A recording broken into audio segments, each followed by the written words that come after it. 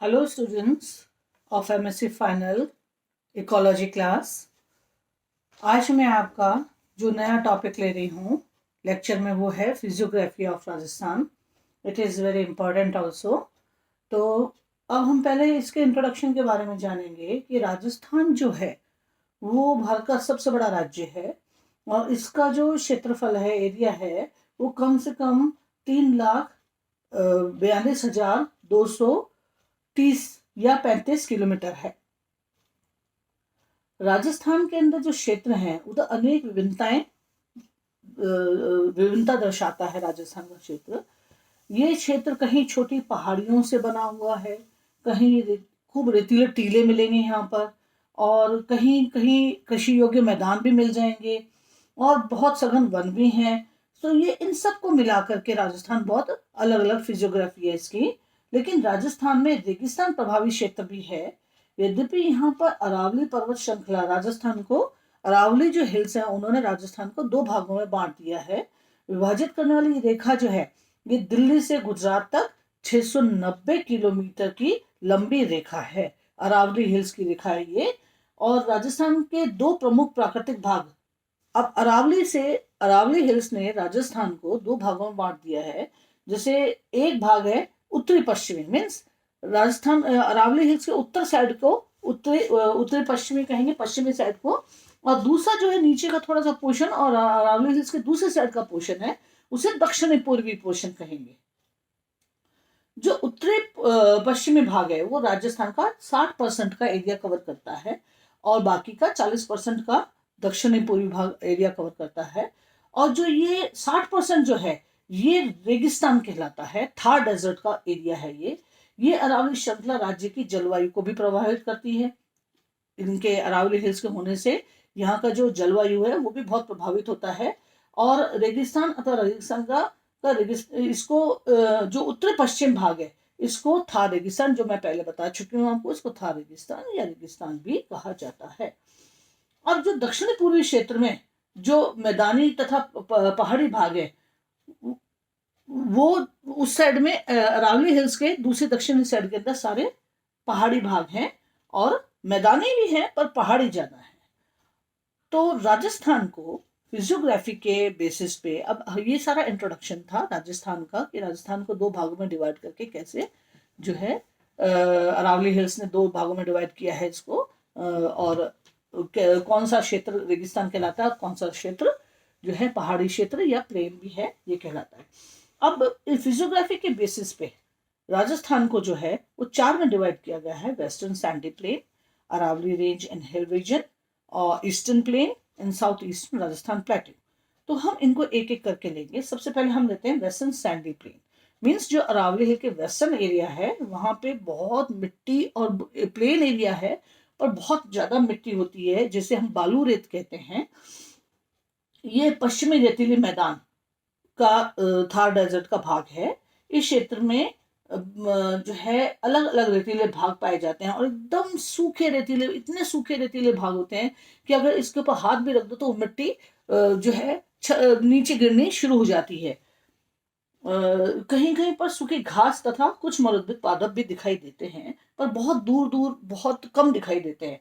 इस क्षेत्र में बीकानेर, बाड़मेर, चूरू, जोधपुर, जैसलमेर, नागौर, गंगानगर, हनुमानगढ़, पाली, सिरोही, ये सब जिले आते हैं। ये कुल राज्य जो है 58% भाग्य है राज्य का। राजस्थान का कुल पोर्शन ये 58% है। और इस क्षेत्र की जो उत्तर पूर्व से दक्षिण पश्चिम की ओर लंबाई है वो 640 किलोमीटर है। इस क्षेत्र में अधिकांशतः जो है रेतीले भाग है, जिसमें इस क्षेत्र की जो ढाल है वो पूर्व से पश्चिम की ओर और उत्तर से दक्षिण की ओर है। इस क्षेत्र में प्रमुख नदी जो है, जो सबसे इंपॉर्टेंट नदी है, बहुत फेमस है, लूनी नदी। ये नदी अजमेर के दक्षिण पश्चिम अरावली क्षेत्र से प्रकट होती है और लूनी नदी कच्छ से रण तक फैली हुई है।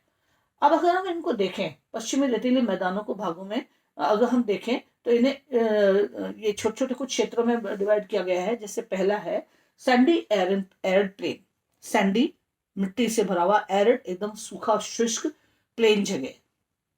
ये एक तो है मरुस्थली, इसमें भी दो भाग है। एक है मरुस्थली और दूसरा है जैसलमेर, बाड़मेर और बीकानेर के जहां टीले नहीं है, वो एरिया, टीला रहित एरिया। तो मरुस्थली जो एरिया है वो बीकानेर, जैसलमेर, चूरनागौर के पश्चिमी भाग तथा बाड़मेर के पश्चिमी भागों से मिलकर बनता है। और इस क्षेत्र की प्रमुख विशेषता यह है कि यहाँ रेत का सागर उपस्थित है। जहां देखो दूर तक नजर आएगी रेत ही रेत, बालू रेत नजर आती है। और 60 मीटर तक भी हो सकती है इसकी ऊंचाई। जो यहाँ रेतीले पहाड़ियां पाई जाती हैं और इनकी ऊंचाइयां 6 मीटर से 60 मीटर तक की ऊंची भी होती हैं। और इन पहाड़ियों की लंबाई जो है 3 से 5 किलोमीटर तक भी हो सकती है। और इनके बीच बीच में अगर हम देखेंगे तो थोड़ी थोड़ी धारियां भी उपस्थित होती हैं। और इस जो ये धारियां बनी हुई हैं इन रेतों के ऊपर, वो इनका प्रमुख लक्षण होता है, विशेषता होती है। इस क्षेत्र में बड़े बड़े रेतीले टीले उपस्थित हैं जो है सहारा के रेगिस्तान से भी इसको समानता दिखाते हैं। सहारा के रेगिस्तान में भी इसी प्रकार के टीले पाए जाते हैं। अब हम इसी का दूसरा सैंडी एरिड प्लेन का दूसरा जो भाग है वो है जैसलमेर, बाड़मेर, बीकानेर के टीला रहता। अभी हमने पढ़ा था मरुस्थली जो जिसमें टीले पाए जाते हैं बालू रेत के, और उनके अंदर छोटे छोटे धारियां भी पाई जाती हैं।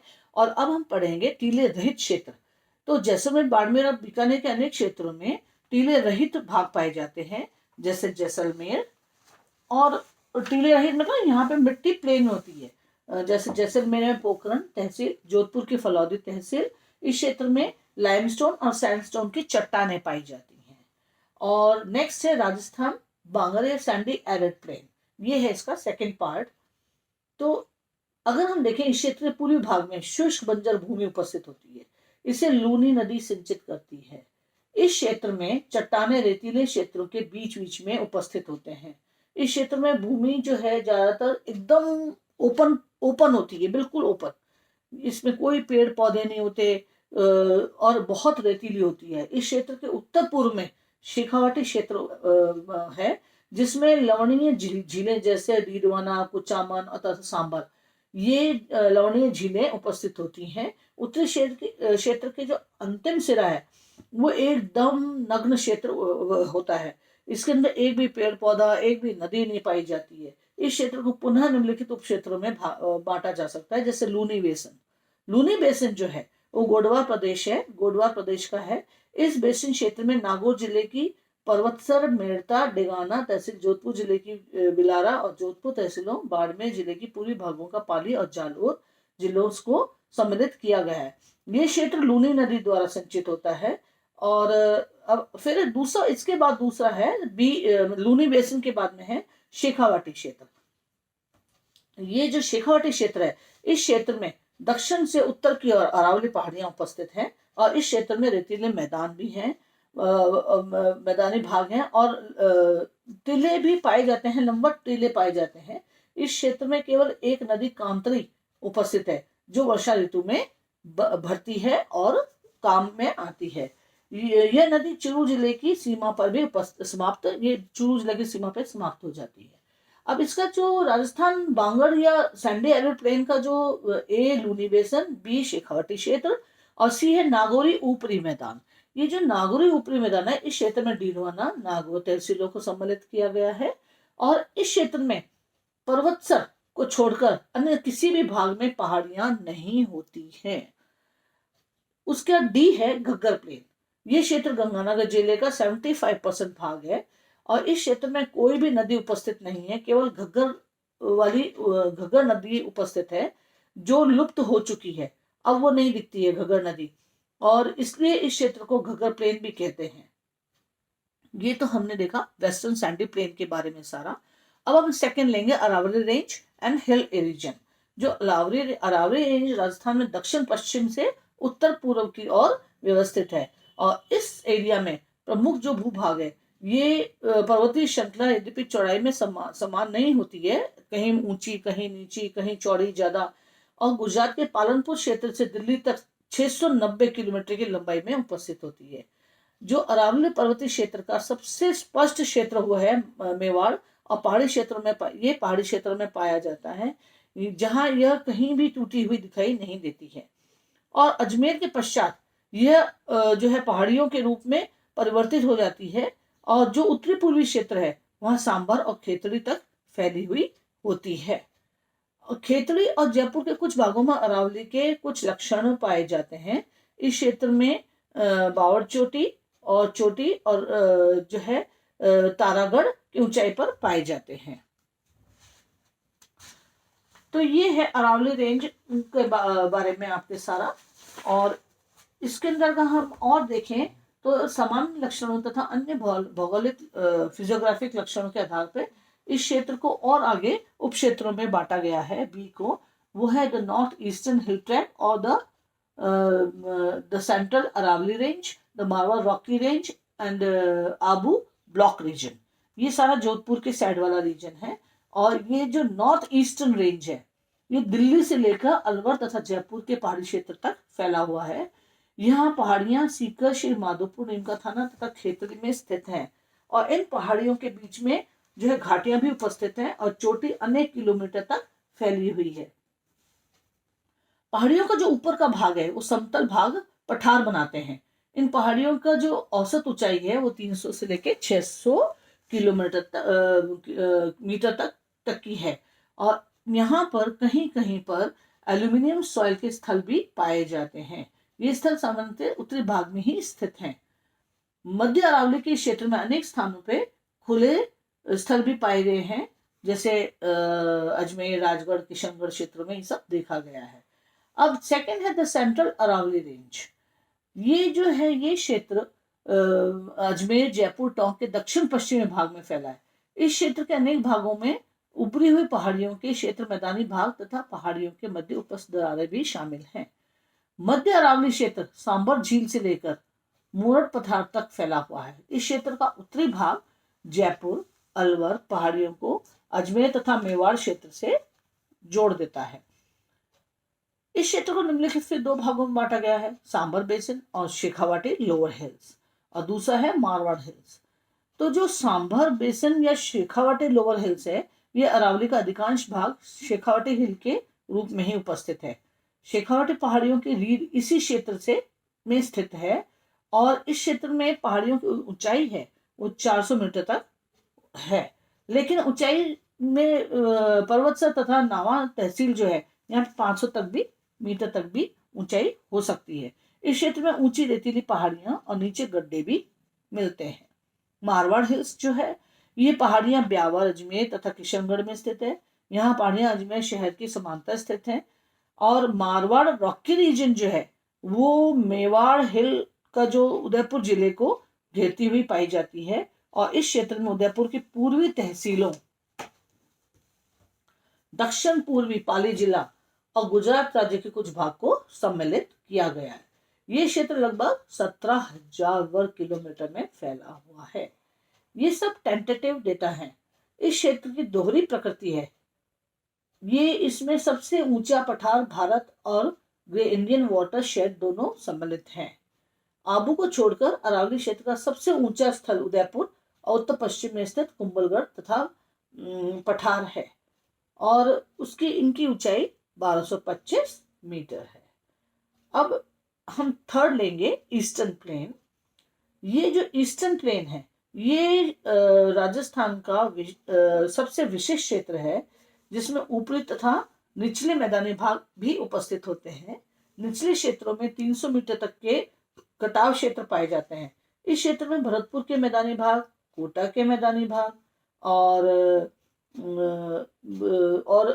ये सब सम्मिलित हैं। और इस क्षेत्र के जो मध्य में माही मैदान उपस्थित है जिसे पार्ट ऑफ वैली भी के नाम से जाना जाता है। इसमें उदयपुर जो है डूंगरपुर, उदयपुर, बांसवाड़ा, प्रतापगढ़ के क्षेत्र सम्मिलित किए जाते हैं। इसे जो है फिर इसके बाद ईस्टर्न प्लेन को अगर हम देखें तो एक एक करके अगर हम लेंगे तो ये है ए है इसका बानास प्लेन। ये क्षेत्र अरावली के पूर्वी भाग से मालपुरा प्लेन और भीलवाड़ा, चित्तौड़गढ़, उदयपुर के कुछ भाग तक फैला हुआ है। और टोंक तथा इसकी जो वितरिकाएं हैं वो खाड़ी, कोठारी, विराज आदि हैं। और टोंक तथा सवाई माधोपुर जिलों में प्लेन के कुछ भाग एलोविले क्षेत्र हैं। इधर चंबल बेसिन भी है, इधर मावाड़ प्लेन भी है इसमें, और इसके अंदर मिडिल माही प्लेन भी सम्मिलित किया जाता है। अब हम इसका लास्ट लेंगे south eastern western plateau. South eastern इस राजस्थान प्लेट्यू जो है ये रेजमाल का पत्थर कहा जाता है और इसे हड़ौती पठार भी कहते हैं। ये भाग चंबल नदी के पूर्व में स्थित है और भीलवाड़ा, बूंदी, कोटा और झालावाड़ जिलों के अधिकांश क्षेत्रों को सम्मिलित करता है। ये पूरे राजस्थान का 9% भाग है। इस क्षेत्र में अनेक विभिन्नताएं दिखाई देती हैं, जिसमें रेतीले ऊपरी क्षेत्र में गहरी खांच और काली मृदा के फैले हुए भाग भी सम्मिलित हैं। इस पठार की प्लेन है ग्वालियर की तरफ है। इस क्षेत्र का अधिकांश भाग चंबल नदी और उसकी वितरिकाओं वाली जो जगह है, जैसे उसको ये सिंचित के काम में भी दिया जाता है। इस क्षेत्र को भी 2 भागों में विभाजित किया गया है। जो साउथ ईस्टर्न राजस्थान प्लेट्यू है ये जो है दक्षिण में स्थित है। इस करौली, सवाई माधोपुर, बूंदी और कोटा के भाग में सम्मिलित किए जाते हैं और विंध्यपन भाग के पश्चिमी क्षेत्र में जो है प्लेट्यू उपस्थित होते हैं। तो ये सारा आपका फिजियोग्राफी ऑफ राजस्थान था।